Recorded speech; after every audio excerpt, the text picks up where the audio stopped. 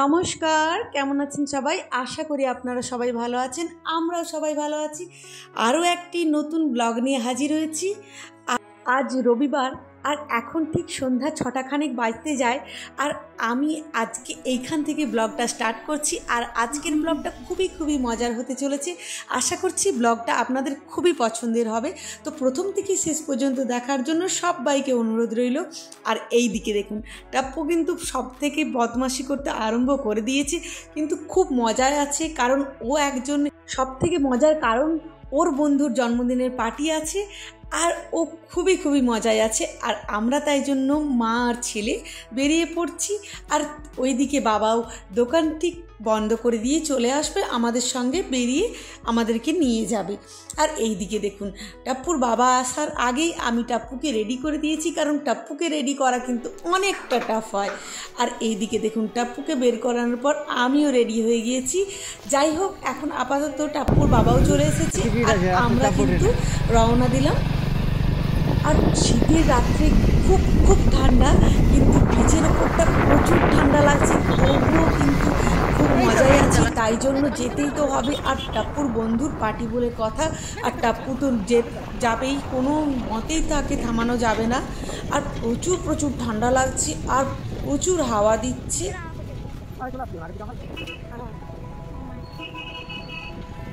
তো তোমাদের সাথে কথা বলতে বলতে আমরা কিন্তু পৌঁছেই গেলাম বার্থডে পার্টিতে। আর এই দিকটা দেখুন কি সুন্দরভাবে না সাজিয়েছে। আর এইটা আমাদের বাড়ি থেকে অনেকটাই দূরে, আমরা তো গ্রামের দিকটায় থাকি, আর এটা হচ্ছে শহরের দিকে। আর শহরের দিকে আসতে গেলে অনেকটাই সময় লাগে। আর টাপ্পুকে নিয়ে খুব ঠান্ডার মধ্যে এসেছি, আর জ্যাকেট পরে এসেছিল। টাপ্পু এখানে এসেই জ্যাকেটটা খুলে দিয়েছে, আর দেখুন কি আনন্দ করছে।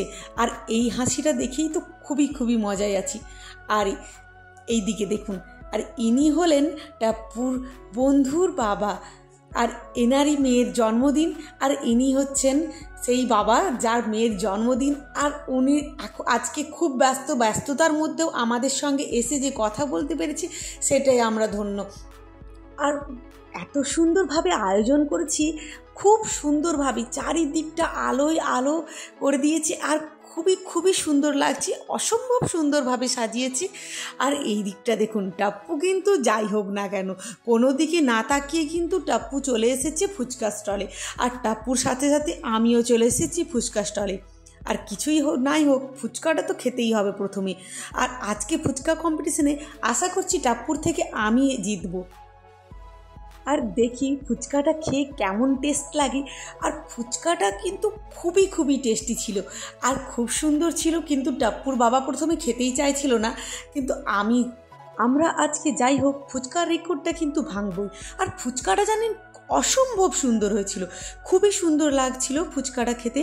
আর ওই দিকটা দেখছি ফুচকা খেতে কিন্তু কফি স্টলের দিকেও চোখ পড়েছে। ফুচকাটা খেয়েই কিন্তু কফি স্টলের দিকেও যাব। আর ফুচকাটা খাওয়া হয়ে গেলেই টাপ্পুকে নিয়ে যাব কফি স্টলের দিকে। আর ঠান্ডার মধ্যে একটু কফি না খেলে হয়, আর এতটা ঠান্ডায় আমরা কাঁপতে এসেছি। আর এই দিকটা দেখুন, কফি স্টলে এসেই কফি একটা নিয়ে নিলাম, আর টাপ্পুর বাবাকেও একটা দিয়ে দিলাম। আর কফিটা খেতে সত্যি অসম্ভব সুন্দর হয়েছিল। আর এই দিকটা দেখুন, আমাদেরকে কফি খেতে দেখে কিন্তু টাপ্পু চলে গেল ভেজ পকোড়া নিতে। আর ভেজ পকোড়াটা কফির সাথে কিন্তু অসম্ভব সুন্দর লেগেছিল। আর এই দিকটা দেখুন, কফি খেতে কিন্তু নিজেকেও একটু ক্যামেরার মধ্যে দেখে নিলাম যে ঠিকঠাক আছি তো এখনো পর্যন্ত। আর এই দিকে টাপ্পুর বাবা তো কফিটা এনজয় করতেই ব্যস্ত। আর এই দিকে আমি ভাবলাম তো আরও কিছুটা ভেজ পকোড়া নেওয়া যাক। আর এইভাবেই চললাম ভেজ পকোড়ার দিকে। আর টাপ্পুর বাবা বলল, তোমরা তো বেশ খেয়েই নিলে ফুচকা, এবার আমিও খাবো ফুচকা। আর এই দিকে আমার ছেলে কিন্তু এইখানে ডান্স হচ্ছে দেখে ছুটতে চলে এসেছে। আমরা তো চারিদিকে ঘুরছি, ছেলে কোথায় গেল। এখানে এসে দেখছি টাপ্পু তো ডান্স করতে ব্যস্ত। আমার ছেলে কিন্তু সব জায়গাটা এনজয় করতে খুবই ভালোবাসে, আর এইটা ওর খুবই ভালো লাগে। সব জিনিসের মধ্যে এইটা ওর সব থেকে বেশি পছন্দ, যে যেই জায়গায় যাবে না কেন এইভাবে মানিয়ে নিতে পারে।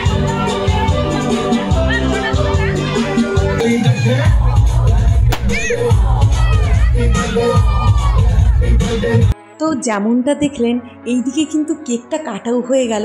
আর বাচ্চা মেয়েটা কি সুন্দরটা নাই লাগছে, একটা লাল পরি, ছোট্টখাটো একটা লাল পরি, কিন্তু যেন মনে হচ্ছে একটা ছোট্ট খুব সুন্দর একটা পরি। আর এই দিকটা দেখুন, আমরা দেখলাম একটা পানের কাউন্টার বসেছে, আর পানের কাউন্টারটা কি সুন্দরভাবে সাজানো। যাই হোক, খাওয়ার আগেই পানের কাউন্টার আগে দেখে তারপরে ঢুকলাম, খেতে বসবো। অনেকটাই রাত্রি হয়েছে এইদিকে, দেখতে দেখতে কিন্তু খাওয়ার সময়ও চলে এসেছে। আর আমরাই কিন্তু প্রথম ব্যাচটাই বসলাম, কারণ টাপ্পুর জন্য অনেকটাই রাত্রি হয়ে গেছে, আর টাপ্পু খুব তাড়াতাড়ি খাওয়া দাওয়া করে নেয়, আর তাই জন্য আমরা তাড়াতাড়ি বসে পড়লাম খেতে। আর এইদিকে দেখুন আমাদের কিন্তু প্লেটটাও চলে এসেছে। আর এইদিকে টাপ্পু কিন্তু খুব এনজয় করছে, আর কতটা কি খেতে পারবে তার ঠিক নেই, কারণ ফুচকা খেয়ে তো পেট ভরে নিয়েছে, আর পকোড়া খেয়ে খেয়ে তো সারাক্ষণ পকোড়া খেয়েছে, প্রচুর ভেজ পকোড়া খেয়েছে। আমরা কিন্তু মেনু কার্ডটা পেয়েই গেছি, এবার খাওয়ারটা এবার এনজয় করি। আর এই যেন কালকে পরীক্ষা দেবে নাকি? কাল পরীক্ষা আছে? পরীক্ষা নেই। তাহলে এত পড়ছিস কি ব্যাপার?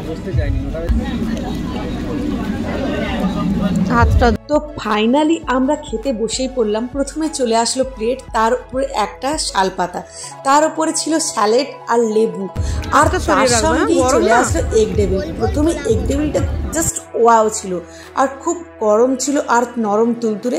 তারপরে চলে আসলো একটা করে কচুরি আর চানা মশলা। চানা মশলাটা জাস্ট ওয়াও ছিল, আর কচুরিটা ছিল নরম তুলতুলে। তারপরেই চলে আসলো ভাত আর ডাল, আর তার সঙ্গেই চলে আসলো আলু পোস্ত। আর আলু পোস্তটা চিংড়ি দিয়ে জাস্ট ওয়াও ছিল খেতে। তারপরেই চলে আসলো আর আমাদের শো স্টপার মাটনটা জাস্ট ওয়াও খেতে ছিল। মাটনটা আসার পরে তো সবার মুখে একদমই একগাল হাসি। মাটনটা খেতে জাস্ট ওয়াও ছিল, সত্যি মাংসটা খুবই সুন্দর ছিল, আর নরম তুলতুলে একদম দারুণ খেতে ছিল। টাপ্পুরও খেতে অসুবিধা হয়নি।